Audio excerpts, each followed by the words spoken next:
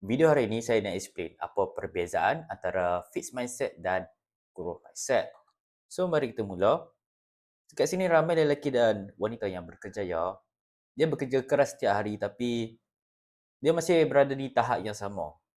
Bermaksud dah bertahun-tahun, dia punya kewangan masih sama. Itu bermaksud dia mesti ada kekurangan sesuatu, contohnya skill yang dah expire, dia tak update benda baru kan. So, dia akan tanya lah, hari-hari dah rajin, main hari, kerja sungguh-sungguh. Dia pelik, kenapa dia punya income masih sama dan persoalannya di manakah silapnya? Okay? Jawapan paling jarang dibincangkan adalah mindset lah. Mindset tu memang penting, dia bukan kemahiran, bukan peluang tetapi cara kita berfikir.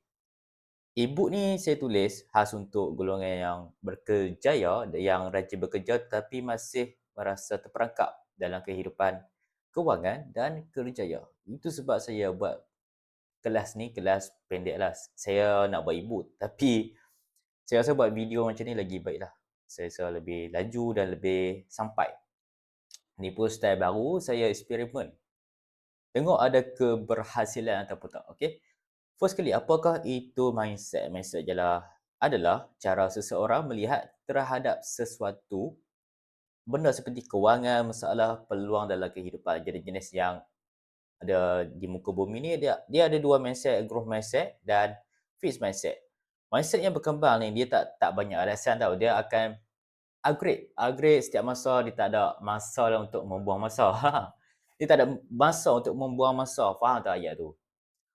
Dia menggunakan masa tu seperti emas, dia jaga masa tu memang sesuatu yang benda yang berharga.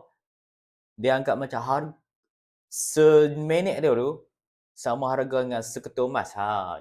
Itu adalah growth mindset. Berbeza dengan fixed mindset dekat sini yang saya tulis, dia tak suka cabaran. Cabaran tu dia memang tak minat lah. Susah sikit tak mau. Ada benda yang halang depan dia terus give up. Kat sini aja berputus asa, lepas tu dah tak berjaya, dah salah korang lagi. Itulah play victim lah. Ini masalah fixed mindset ni. Fixed mindset ni memang ramai lah di kalangan rakan-rakan kan. Selalunya mesti adanya. Mesti ada. Kalau pasal dengan fixed mindset ni, cuba jauhkan diri dan ubah kepada circle yang growth mindset. So dekat sini apakah fixed mindset tu kan? Fixed mindset ni dia tak suka perubahan kan. Sebab tu dia dipanggilkan fixed mindset. Di mana mindset tetap, dia anggap kepintaran dia tidak boleh diubah dan ataupun diubah sesuai. Nasib pun dia tuduh takdir, di mana nasib sudah ditentukan. Dia tak percaya benda yang takdir dia boleh berubah. Orang dengan mindset ni memang dia akan percaya dengan perkataan ni, ayat ni lah. Aku memang macam ni, tak boleh ubah. Tu masalah fixed mindset ni. Dia memang percaya benda tu. Kita kalau buh ayat negatif dekat kita ni, macam ayat ni kan, dia menyebabkan kita tak nak maju ke depan. Memang macam tu, dan masalah yang dia masalah diri lah sebenarnya tau. Diri ni kena sedar bahawa fixed mindset ni dia tak akan membawa kita ke depan dan kita tak akan membina aset ataupun kekayaan dekat diri kita. Memang ada masalah fixed ni. Fixed mindset ni memang tak patutnya lah. Tak sepatutnya. Tapi kita bermulakan juga orang fixed mindset ni. Kalau ada fixed mindset, orang growth mindset ni dia tak akan kaya juga. Faham tak ayat tu? So, macam mana ciri-ciri dia? Ciri-ciri dia kat sini, dia kalau dari segi kejayaan dan kewangan kan, dia biasanya dia takut nak try benda baru, dia stay dengan benda sama, dia tak mau upgrade kan. Dia dah putus asa, tak mau cuba, tak suka cabaran. Inilah takut dikritik dan rasa cepat puas hatilah dengan apa benda yang dia buat dalam hidup ni. Contoh ayat-ayat yang tetap lah, ayat fixed mindset yang selalu dia pakai dekat sini, yang saya tulis adalah, aku memang tak pandai simpan duit, orang kaya sebab nasib, aku bukan jenis bisnes, maksudnya tak suka bisnes lah. Gaji aku memang macam ni. Kalau anda baca dekat sini, kalau anda antara yang orang macam ni, minta ubahlah. Saya rasa setiap orang kena bangkit lah. Kita tak boleh play victim macam ni. Kita kena sedar dan bahawa pemikiran macam ni menyebabkan kita jatuh miskin juga. Benda boleh ubah, so kita try lah ubah. Ayat ni macam simple kan saya tulis kat sini. Tapi memang ada kesan yang secara tak sedar, dalam minda kita ni ada benda yang sedap dan tak sedap tau. Benda yang tak sedap tu, di mana kita guna ayat negatif ni, hari-hari kita sebut, orang lain pun sebut juga. Lama-lama kita akan menerima dan buat benda tu tanpa kita sedar pun sebenarnya. Itu yang masalah benda negatif ni. Negatif ni dia racun tau, dia makan kita slow-slow. So, setiap hari kita banyakkan benda yang positif ataupun dalam buku ni ada macam mana kita nak positifkan diri dan jauhkan benda negatif. Siapa berminat buku ni, saya ada buat video dan ada juga dekat link in bio. Siapa berminat boleh tengok. Dan betapa pentingnya kita perlu bersikap positif sebab di mana kita pergi, apa yang kita fikir benda tu dah akan jadi. Selalunya memang macam tu. Apa yang kita fikir benda tu dah akan jadi. So, kalau kita nak kaya, fikirlah kaya hari-hari. InsyaAllah kita akan kaya. Okay? Apa kesan dia? Kesan dia dalam kerjaya lah. Contohlah dalam kerjaya, kekal di jawatan yang sama, tak berani minta naik gaji, dia tak pandai nego lah. Tak upgrade skill, sesal lah di situ. Tak ambil peluang ada baru dia tak mau. Sebab ada apa? Dia takut ada kerja banyak selalunya. Perasan tak? Yang ramai yang sesal dengan company ni, dia bekerja walaupun dia tahu tempat tu toksik dan gaji pun tak cukup, tapi dia okey dengan keadaan walaupun dia benci tempat tu.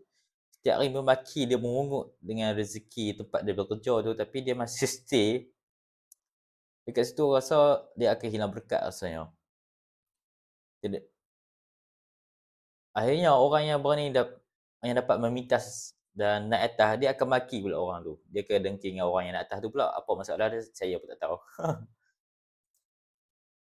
So kalau dari contoh kewangan, hidup ya makan gaji, bukan makan gaji apa, gaji, hidup dari gaji ke gaji. Maksudnya gaji masuk habis, gaji masuk habis. Tak buat simpanan konsisten, tak ada, tak belajar tentang pelaburan, takut ambil risiko yang awal ataupun terkawal. Macam tu lah maksudnya. Bekerja keras saja tak serius saya cakap, memang tegak punya, tak cukup dah. Memang kerja keras tak cukup, dia kena ada strategi. Macam mana kita nak gunakan kerja keras tu di tempat yang betul dan jangan main langgar. Kita ada cara kita nak buat, okey? Senang cerita, kita perlu ni lah fikir macam mana kita nak bina aset ataupun bina brand, bina duit sendiri, barang digital kita kan, digital produk, benda tu lebih baik lah. Dia akan jadi aset kepada kita dan menjadi passive income. So, saya rasa dekat situ, mari kita teruskan ke mindset yang growth ataupun mindset yang berkembang. Mindset berkembang ni dia percaya yang kebolehan boleh dibina, walaupun benda tu dia tak reti, dia akan belajar lah macam mana dia nak buat. Ilmu ni boleh dipelajari, kegagalan adalah proses. Dia tak takut gagal, dia try dan dia maju ke depan. Sebab dia tahu gagal ni bukan gagal selamanya, dia gagal kat situ je, memang sebagai titik di mana kalau dia tak gagal, dia tak akan dapat benda yang lebih baik. Dia memang macam tu. Itu namanya risiko. Ayan yang mindset yang dia pakai adalah aku belum pandai tapi aku boleh belajar. Itulah growth mindset. Dia tahu dia tak pandai tapi benda boleh belajar, benda boleh dibina, skill boleh dibina.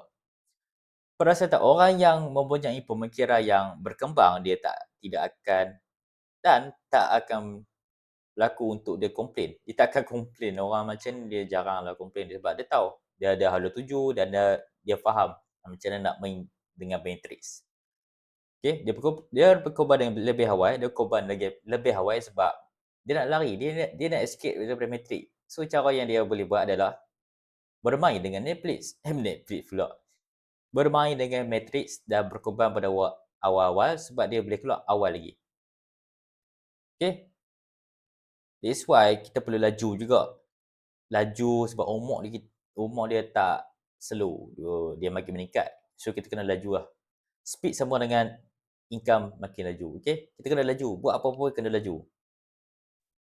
Jangan fikir overthinking terlalu lama. Bila lama sangat berfikir, tanpa tindakan apa langsung kan, memang agak tak dapat. Inilah hasil tu tak sampai pula.